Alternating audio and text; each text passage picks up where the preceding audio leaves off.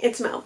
It is the end of December and it is time to start really getting into my looking back end of year content and my looking forward start of year content. So many people on BookTube do a 20 whatever in 20 whatever. The coming year it is going to be a 24 in 24. And I don't usually do that. What I would usually do at this time is the 23 books I found out about in 2023 and I want to read in 2024. So for the last 3 years I've done that. I've done 20 books I found out about in 2020 that I want to read in 2021, 21 books I found out about in 2021 that I want to read in 2022, 22 books that I found out about in 2022 that I want to read in 2023. But I have not completed any of these lists. Generally on those lists are books that I've heard about from BookTube, some of which I collected, some of which are backlists, some of which are new books, new releases, but all of which I got really excited about when I found out about, that sounded really intriguing to me, that I really wanted to read. So some of the books off those lists are things like The Lamplighters by Emma Stonex, The Daughter of Dr. Moreau by Sylvia Moreno Garcia, Felix Ever After was on one of those, Moon of the Crusted Snow was on one of those lists.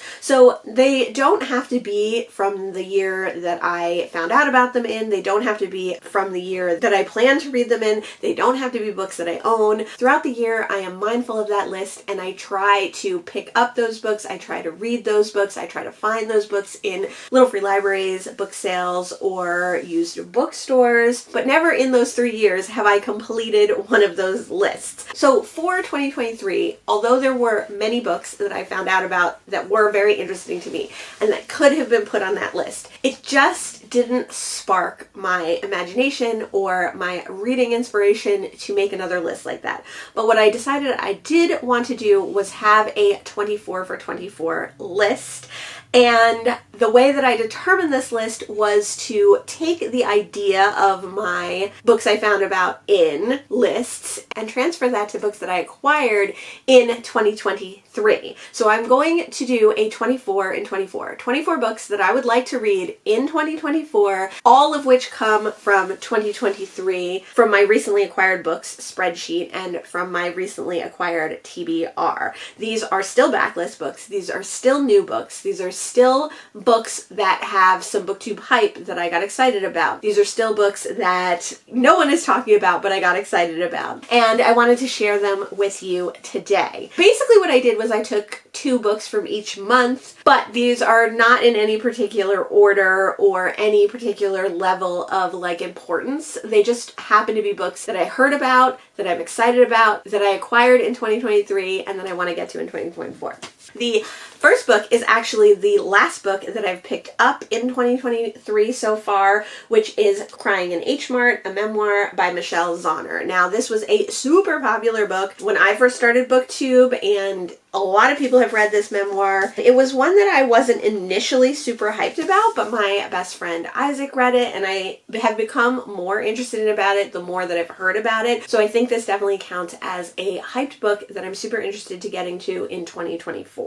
The next book is a 2022 release, which is The Bodyguard by Catherine Center. I really thought I was going to read more romances in 2023. In my previous years on BookTube, I kind of got into romances. Unfortunately, in 2023, I didn't end up being as hyped for romances as I thought I would. So I have been collecting romances, but not reading them. I definitely want to get to some of the romances that I've collected previously in the year of 2024. This one I'm hyped about because it is like a kind of gender reverse where the bodyguard is the woman in the relationship, and I'm excited to see what Catherine Center does with that. I do know quite a few booktubers who really like Catherine Center. I have a strange feeling that she's not really going to be for me, but I think this one can still go on my 20 and 24 list, and I want to get to it this coming year. Next, we have a backlist book. It is Luck and Booth by Jenny Fagan. I've been hearing about this one and wanting to get it since I first heard about it in my first couple of years in BookTube,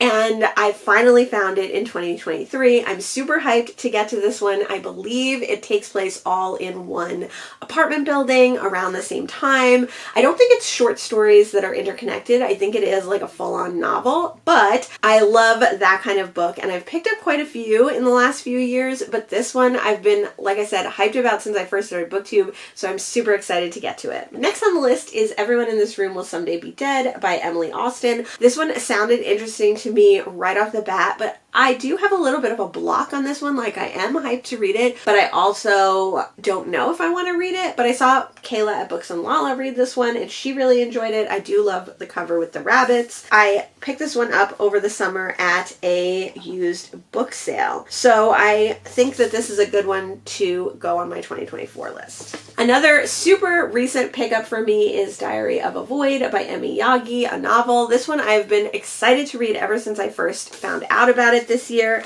I think this is a 2023, oh no, it's a 2022 translation release. Ever since I heard about it, I've wanted to pick it up. It was on my want to read list, and I'm hoping to get to this one early in the year, hopefully for Japan in January, and also the Past and Future Readathon. Super excited to have found this one at my local used bookstore. A book that I picked up that I was super happy to find in February of 2023 is Melissa Scott's Dream Ships. I heard about this from Beautifully Bookish Bethany. She talked about this classic woman-penned sci-fi, and I have not read a lot of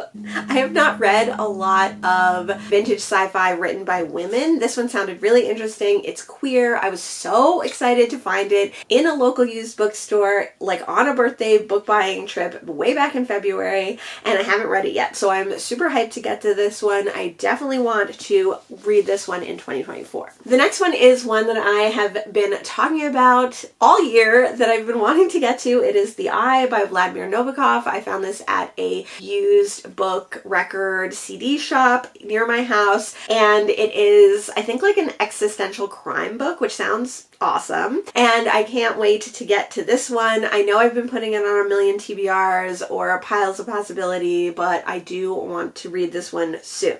Another recently acquired books for me is If I Survive You by Jonathan Escoffrey. This was on the Booker Prize this year. It is a collection of interconnected short stories, or a novel told in interconnected short stories. It depends on who you ask. It depends on who you ask what they call this one. I was super happy, actually, to discover that this was written by a person of color. I didn't know that when it was first on the Booker Prize. I know that Bob's Booker really loved this one, so I think it's definitely counts as a hyped book. It will count towards my Booker book project, and I'm super excited to get to it. A backlist book that definitely is hyped up for me is By Grand Central Station, I Sat Down and Wept by Elizabeth Smart. I've been hearing about this one since I first started BookTube. I love a super long name. I was excited to find this at a book sale towards the end of the year. This edition has 2 books in one collection, so it is a very short book. Definitely a hyped book. Definitely a hyped backlist book for me. Body Grammar by Jules Oman. I'm not sure if this book is queer, but it might be. I don't know anything about what it's about, although it gives like summer camp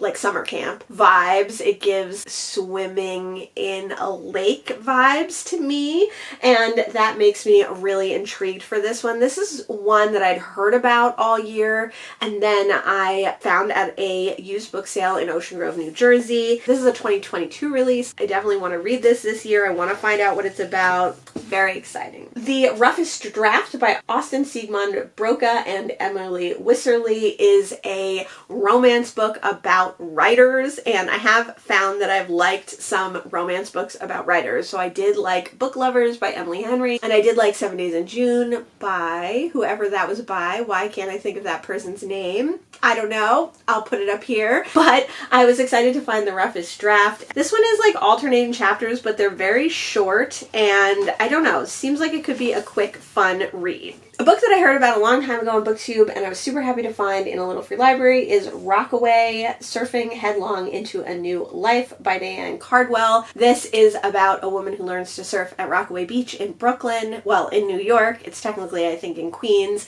But I used to love to go to the Rockaways. I used to love to watch the surfers and hang out where all the surfers hung out when I lived in Brooklyn. As soon as I heard about this one, it became a hyped book for me, and I was very lucky to find this totally random nonfiction in my nearest little free library. A very long time ago, before BookTube, I heard about the premise of I Capture the Castle by Dodie Smith, and I've been wanting to read it ever since. It's taken me until this summer, the summer of 2023, to find a physical copy of this book.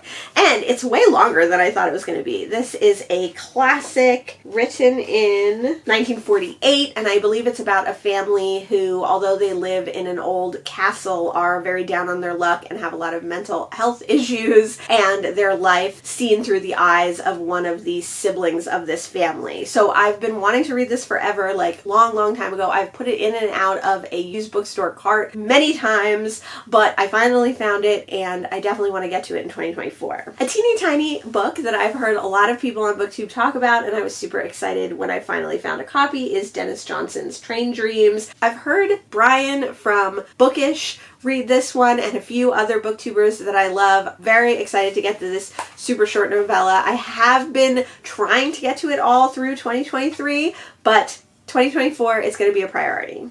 Another little book that I've wanted to get to all year is In the House in the Dark of the Woods by Laird Hunt. I got this one when I went to a used bookstore in Brooklyn, and it's just such a cute little book. This year is going to be the year. Also on that trip to Brooklyn, I got Elsewhere by Alexis Steichen. I've heard only good things about Saint X and only good things about Elsewhere. I think Sarah from Freshly Read Books really loves this one, and I believe it's about alternate place, timeline, history where women, once they get pregnant, spontaneously combust. Another super backlist book that I would really like to get to is Perfume, The Story of a Murderer by Patrick Suskind. This is a translated work. There's not many translated works on this list, but I am hoping to read a lot of translated work in 2024. This book was originally written in 1986, and I believe it's about a man who has like an especially acute sense of smell and kills people because of how they smell. Sounds interesting.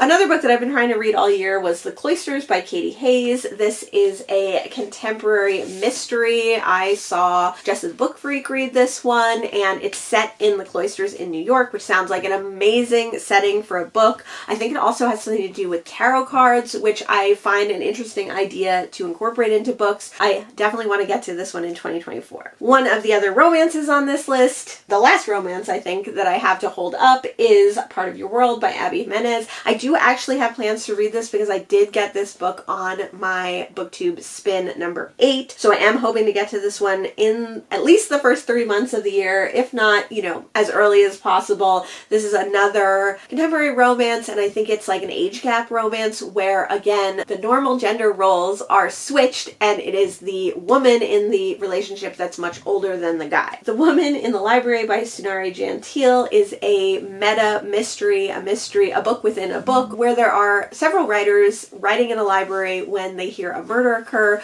but we're also getting the book that one of these writers is writing about that incident in the library. And so it's not only a closed door mystery, it's a book within a book, and it's also, again, this like meta look at writers. I think a very popular theme that has come up since 2022 probably, but even in 2023, and it looks like it's going to continue into 2024, is books about writers or books about people who have something to do with books, whether those are editors, whether those are audiobook narrators. And so I think that makes it like a super hyped book and one that I definitely want to get to. Now, I've tried to read this one a couple of times. I've read the first page and the first chapter several times, and it doesn't grab me right away, so maybe this would be a good one to try on audio. A backlist book that was hyped to me after I read the first in the series is Black Star Nairobi by Makoma Wanyugi. I read Nairobi Heat earlier this year, and this is one that I really want to get to. I don't know if this is the second in the series or a later book. It's much longer than the first book, but I did really enjoy Wan Yugi's writing in the first in the series, and it got me hyped to read this one in 2024. A totally random nonfiction that I got earlier this year is Kafka Was the Rage. I had never heard of this book. I don't really know anything about it except that it is a Greenwich Village memoir, but as soon as I picked it up, I was super hyped to read it. There's been a couple of months when I've wanted to read it and just haven't gotten to it. I wanted to read it for Nonfiction November, so I am super hyped on this one. This is like one of those random backlist books, a nonfiction book that would have made it on to my 23 books I found out in 2023 that I wanted to read in 2024 list, and is now making on my 24 in 2024 list. A fairly recent book is The Sleeping Car Porter by Suzette Mayer. This is a Canadian author. It won a Canadian award, but it also was longlisted for another hyped award, and this is about a sleeping car porter and his life, and it is a queer story, so I am super excited to get to this one as soon as I can. And then finally, the last book on my 24 in 2024 book list is Dinosaurs, a novel by Lydia Millett. Last year I read a children's Bible by Lydia Millett, and I loved it. I thought it was so good, and when I found this one at a used book sale in May of 2023, I thought I was going to get to it straight away, and despite putting it on many piles of possibilities and many TBRs for 2023, I never did get to it. So I'm super hyped to get to this book in 2024. I have no idea what it's about. A lot of the books that I read, I don't know what they're about. That doesn't mean I don't get hyped for them. That doesn't mean I don't start to obsess about getting them read in a timely manner. And now I have 24 that I can read in 2024. Hopefully I will complete this list in 2024 since I already have all the books, since they're all hyped in my mind, since I'm super excited to get to all of them. You'll have to stay tuned to find out. You'll end up seeing these books in vlogs or my monthly reading wrap-ups, and then at the end of the year we will come back to this list and see how many I read. Let me know if you're doing a 24 in 2024 list. Let me know what your most hyped book that you found out about in 2023 or that you acquired in 2023 that you want to read in 2024 is. Thanks so much for joining me today. I'm Irving, and we'll see you in the next one. Bye!